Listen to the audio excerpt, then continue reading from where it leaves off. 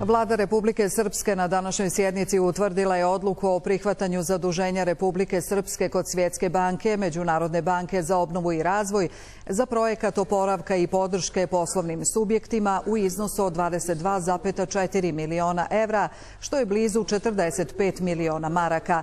Kako je saopšteno iz vlade, radi se o kreditu kojim treba da se saniraju posljedice u privredi koje je izazvao virus korona. Vlada je donijela i uredbu o postupku dodjele sredstava privrednim subjektima u oblasti prevoza lica u drumskom saobraćaju za saniranje finansijskog gubitka zbog posljedica pandemije.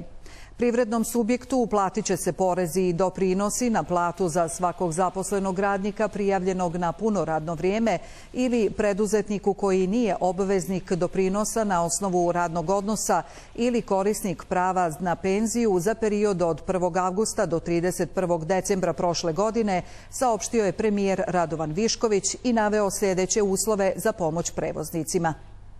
Svi zainteresovani prevoznici imaće rok od 30 dana da se jave na ovu uredbu.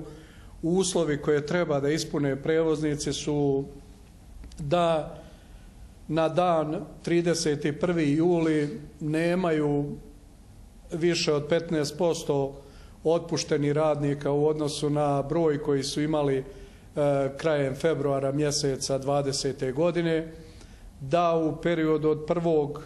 do kraja novembra mjeseca, od januara pa do novembra u 2020. godini, da kažem da im je pad prihoda veći od 20% u odnosu na isti period iz 2019. godine i da imaju registrovanu djelatnost za obavljanje ovog posla za koji je predviđena i sama uredba.